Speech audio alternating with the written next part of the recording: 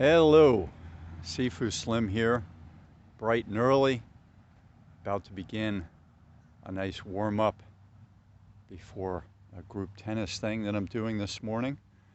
And I wanted to share with you a few things about overdoing it.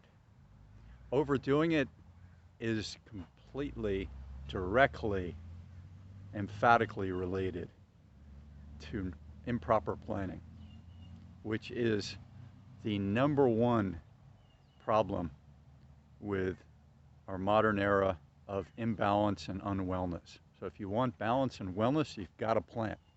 Let's take a look. So here you plan, ooh, Zox, and then the three X's. This is the bullseye that you want. You want to crisscross everything that you do.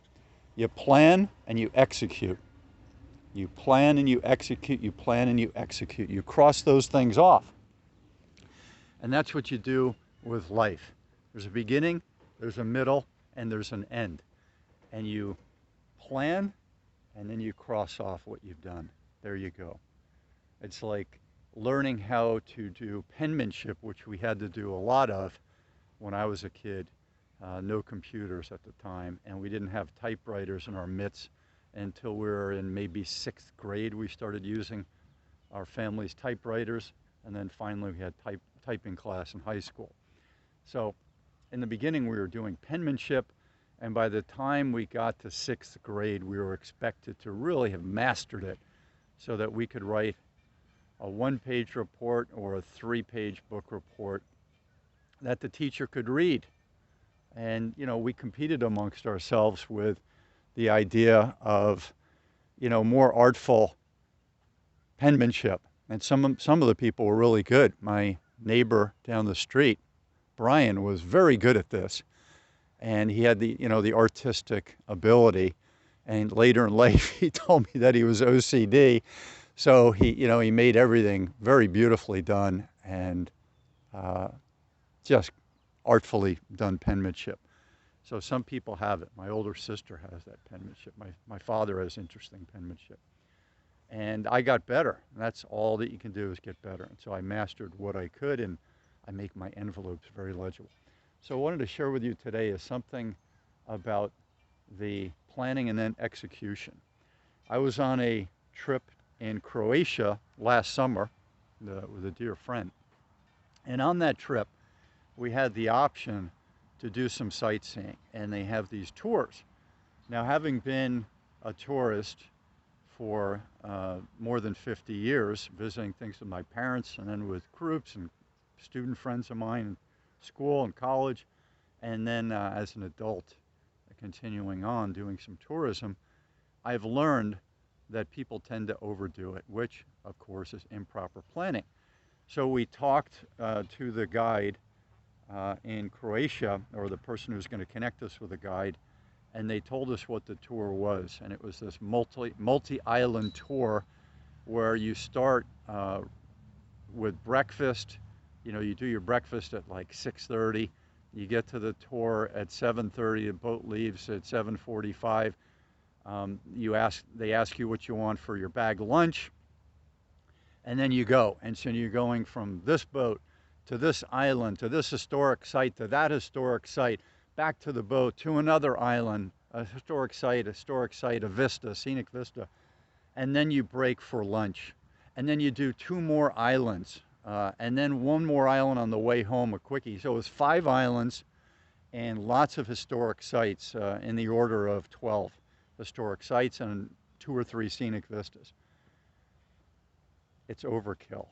It's overkill. So I told my friend, I said, we're not going to do that tour. In my opinion, a good tour lasts about 3 to 4 hours. And then you eat, and then you go do your afternoon, let's say. So it's a morning tour, 3 or 4 hours. You have lunch, take a siesta, and then you do your afternoon easier stuff, reading a book, hugging each other, whatever you're going to do.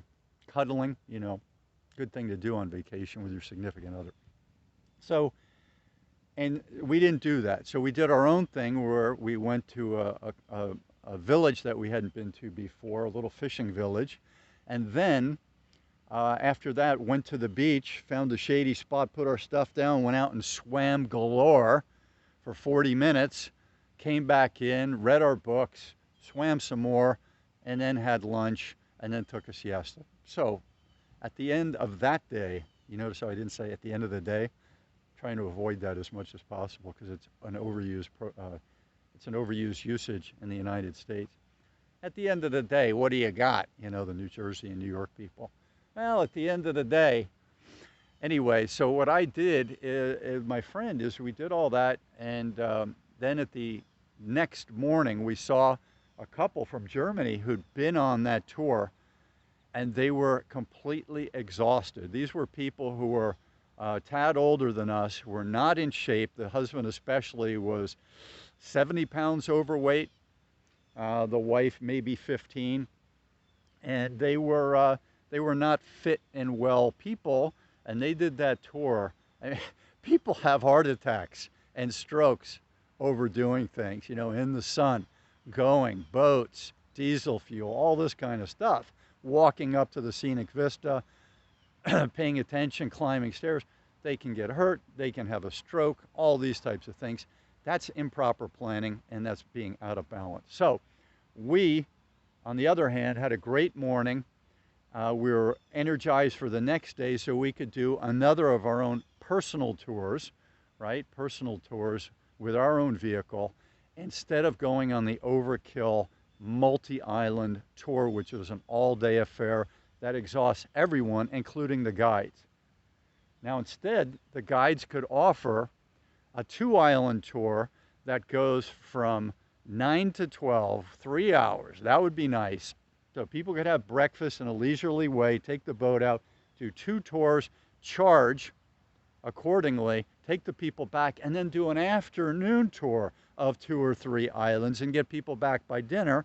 And in a more balanced way, everyone would have a better day. Those guides would get a little break in the action, different groups. They're not going. And the tourists themselves have a much better time where you're doing 2 or 3 hours of hard stuff. And the rest of the day is yours to enjoy as you so desire. So it's the same thing. I lived and worked in New York City. Anytime a friend from, this is in my 20s, anytime a friend from another country or another area came to New York and wanted to see New York, they would be exhausted by midday. That's what the New York Minute is all about. It's fast-paced, there's taxis, there's poor air quality, high buildings, the energy is just overwhelming. And they were exhausted by midday. And so I told them, you know, go out and do something for 2 hours, 3 hours. Now I did have some friends who tried to do stuff all day. They were completely exhausted. So if you think a half a day was hard, all day was extremely hard. And this ties in to the Spanish mañana ethic, the mañana ethic. If you can't do it today, do it tomorrow, right? And enjoy the day. So there you have it. Take that X, plan, execute, plan, execute, plan, execute. So plan your stuff and enjoy it, and don't do too much, because that's the main problem in life. You're out of balance, you're unwell, you're exhausted, your mind, body, and spirit are exhausted. I'm Sifu Slim. Please like down below with a thumbs up. Please subscribe. And please leave your friendly, helpful, and even silly comments below, as long as they're respectful. Aloha from South Florida. I'm going to go out and get my tennis practice going, and then get in my group, and I'm going to enjoy the morning. There are the trees in the breeze. Aloha from South Florida.